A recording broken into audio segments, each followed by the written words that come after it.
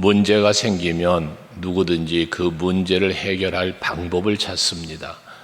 때로는 스스로가 해결할 수 있는 문제가 있는가 하면 누군가의 도움이 필요할 때도 있지요. 그래서 그 문제 해결 방법을 찾아서 사람을 찾거나 또한 여러 가지 해결 방법을 찾게 되어 있습니다. 오늘 본문에는 병에 걸린 질병의 문제 때문에 예수를 찾아오는 문제의 해결, 질병을 치료받는 문제의 해결의 방법을 예수께서 찾고자 한 사람들의 이야기가 기록되어 있습니다.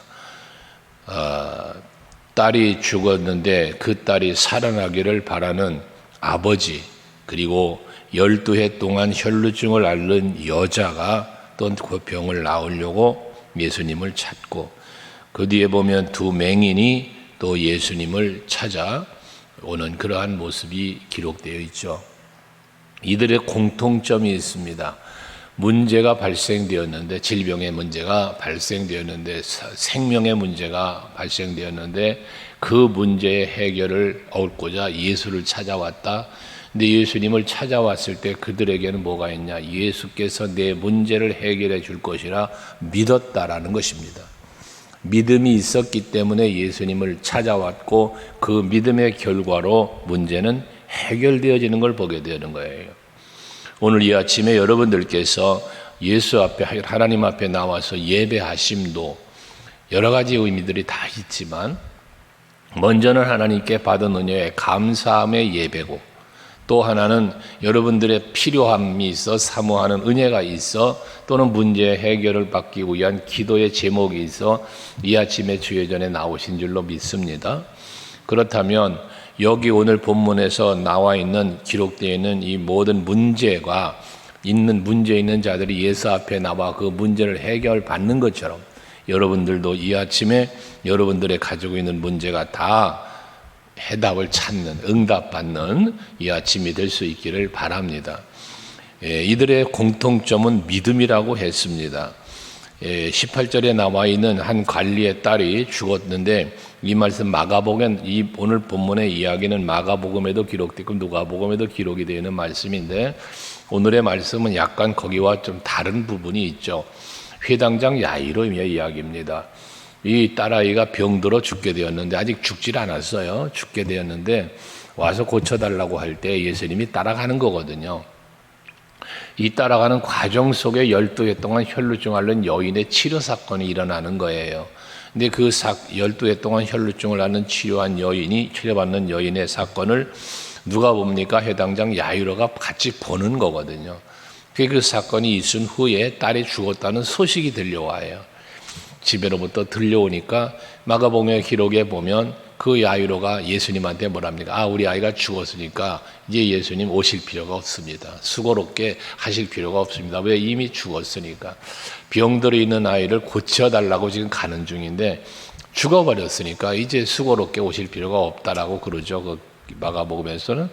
그러나 예수께서 뭐라고 말합니까? 그 아이가 죽은 게 아니라 잠을 잔다 라면서 가서 고쳐주시는, 살려내시는 이런 사건이죠. 근데 여기는 이미 죽었다는 것으로 말씀이 시작이 됩니다. 그러면서 뭐라 말합니까? 그 아이가 방금 죽었습니다. 하지만 오셔서 그 몸에 손을 얹어 주셔서 그러면 살겠나이다.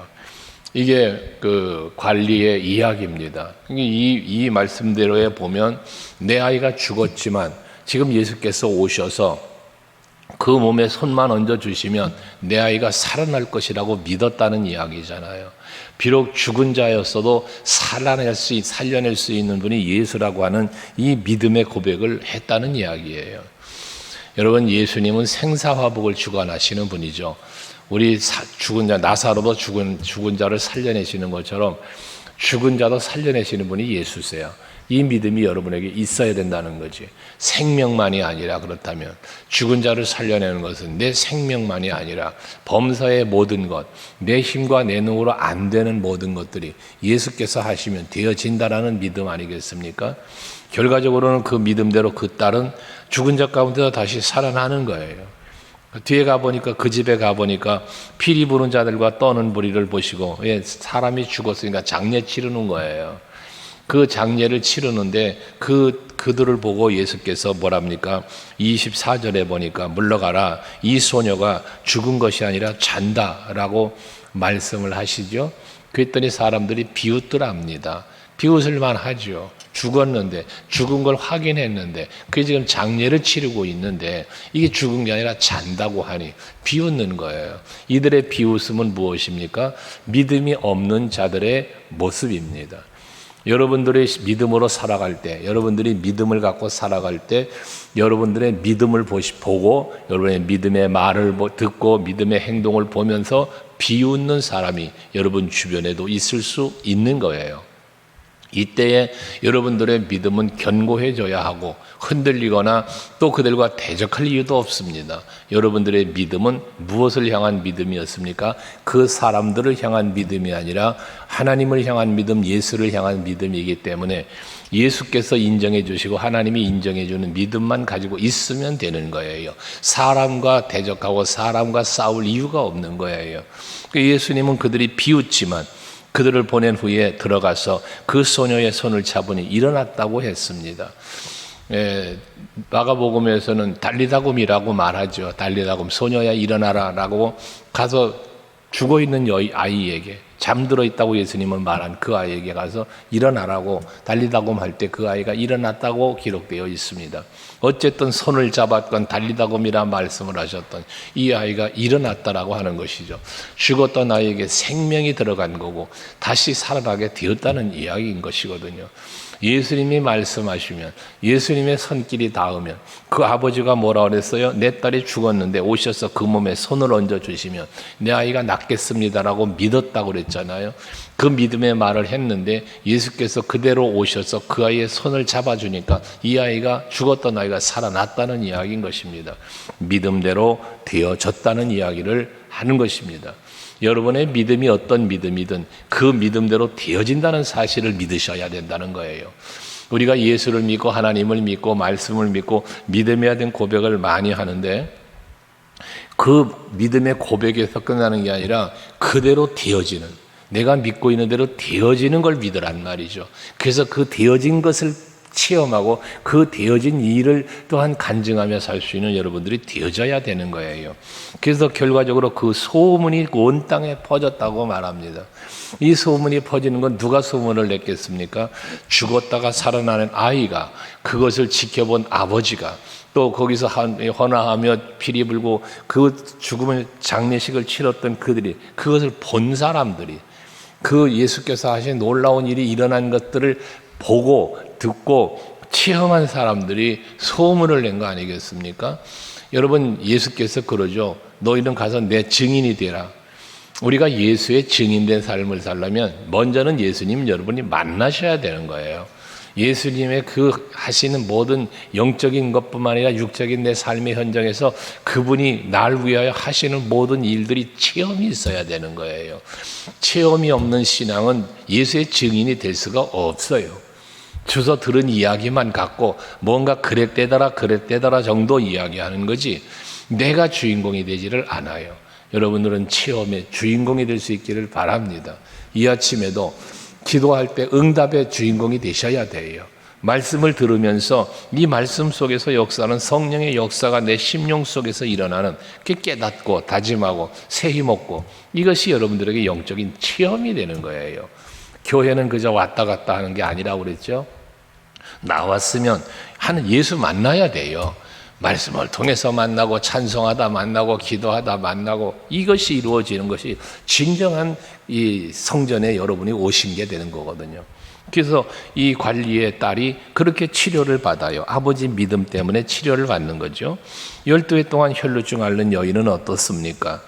거기 보면 20절에 혈루증을 앓는 여자가 12해 동안이나 혈루증을 앓아요.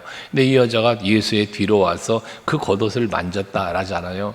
근데 왜 이 12해 동안 혈루증 앓는 여인의 기록은 또 마가복음 보면 어떻게 됩니까? 병이 중하여졌다고 그래요. 이 의원 저 의원을 찾아가면서 대병이 나아보려고 했지만 그 병이 낫기는커녕 재산만 탕진하고 병은 더 중해졌다.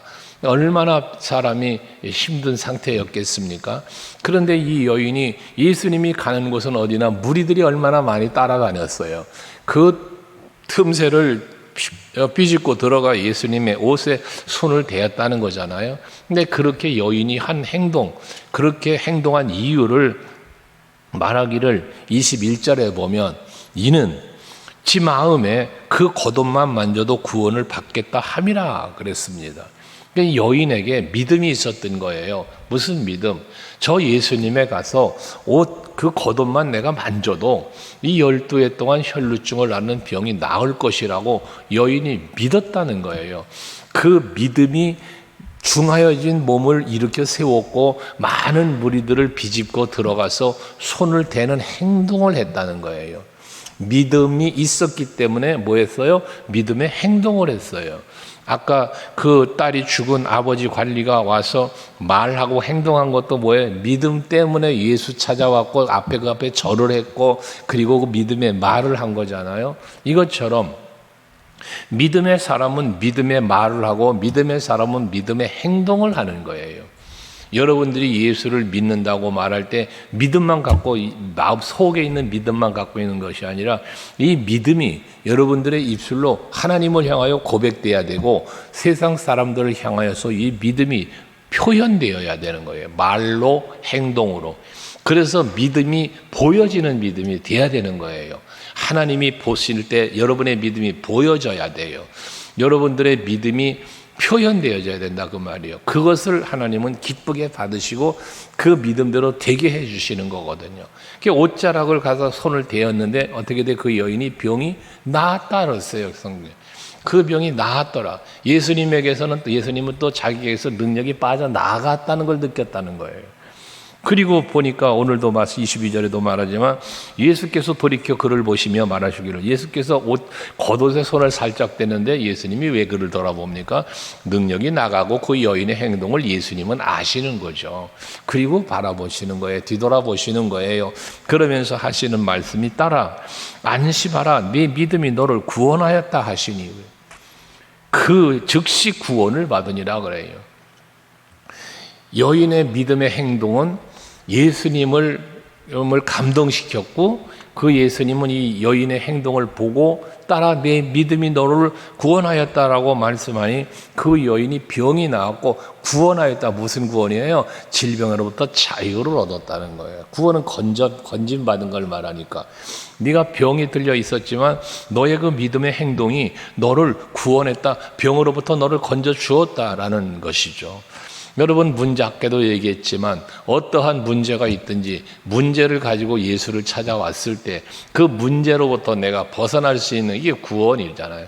물론 영적인 구원, 죄와 사망에서 건진받는 구원, 그 문제로부터 해결되는 것도 구원. 이건 다 모두가 예수 안에서 해결받는 것들인데 이 여인도 마찬가지 믿음의 행동으로 그 믿음의 행동이 예수께 보여졌기 때문에 그는 치료함을 받을 수 있었다는 거거든요.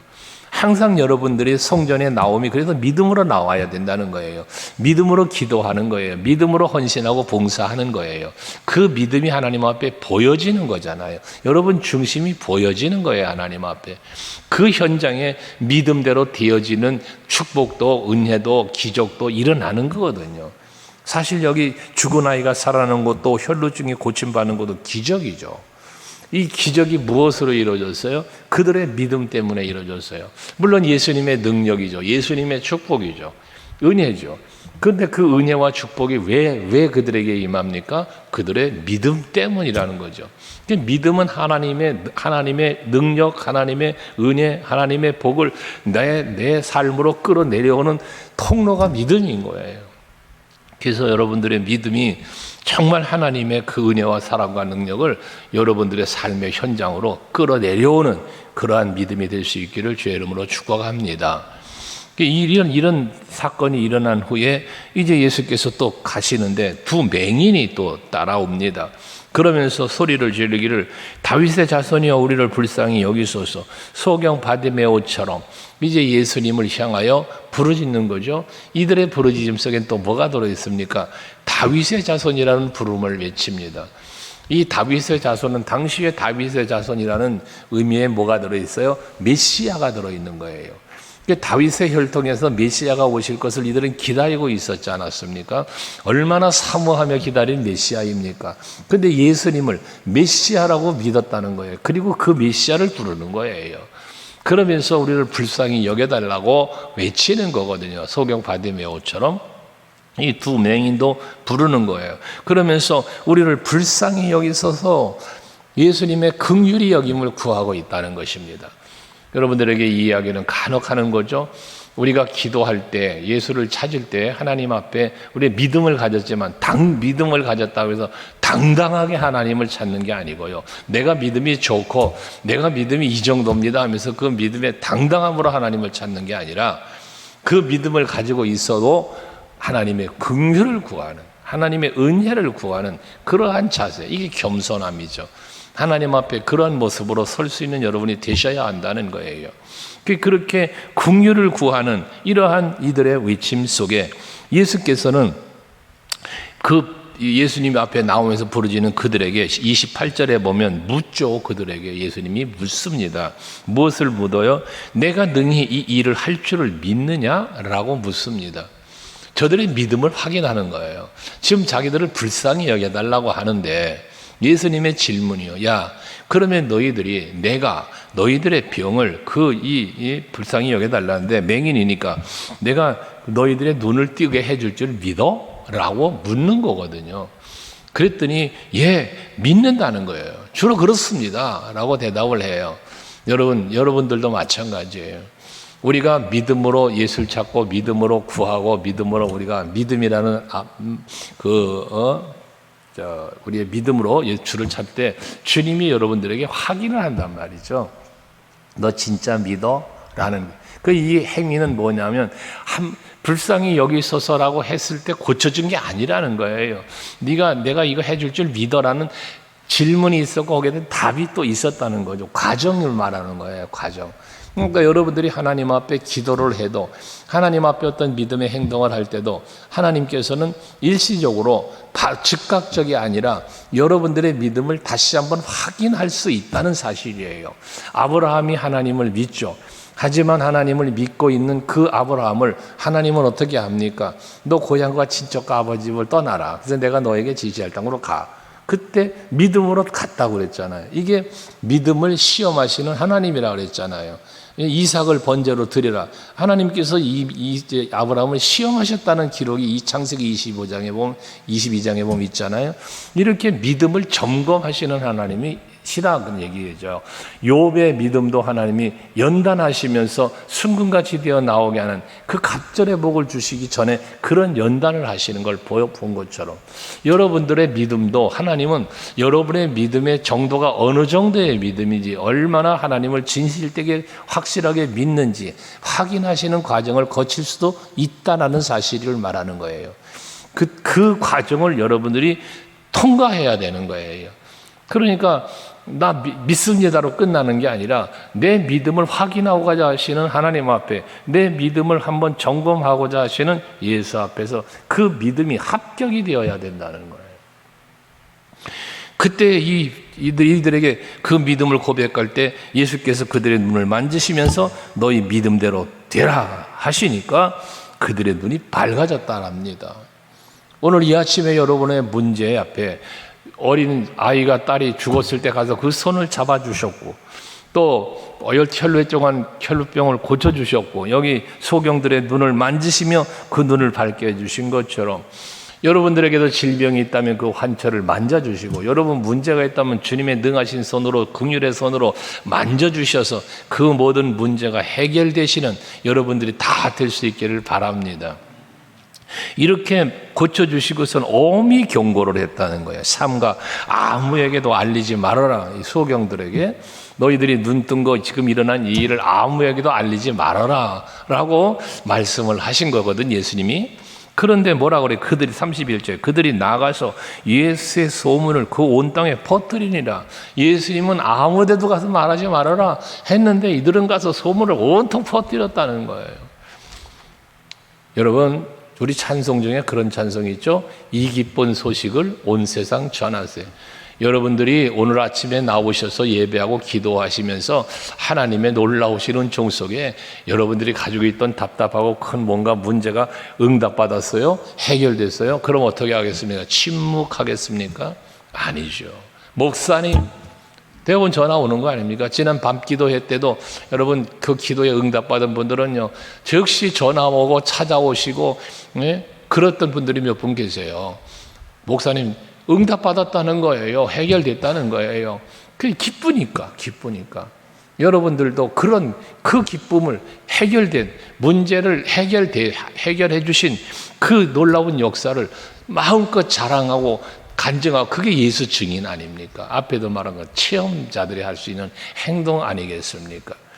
날마다 새벽제단 쌓는 여러분들에게 그러한 하나님의 은혜가 날마다 있길 원하고, 어느 한 특정한 기도의 제목을 가지고 작정하며 기도한다면 그 모든 기도함들이 다 여러분의 믿음대로 되어지는, 죽은 자가 살아나고 병이 고침받고 소경이 눈을 뜨는 것처럼, 얼마나 큰 기적들입니까? 이 말씀에 기록되어 있는 모든 기적들이 여러분들의 믿음이 되기 바라고, 그런 기적이 믿음대로 여러분에게도 있기를 주의 이름으로 축원합니다. 어떠한 문제든지 하나님 앞에서 해결되지 않을 것이 없어요. 모든 문제는 하나님이 일하시면 다 해결되는 거예요. 무에서 유를 창조해낸 분이세요. 그런 분이신데 무엇인들 못하시겠습니까?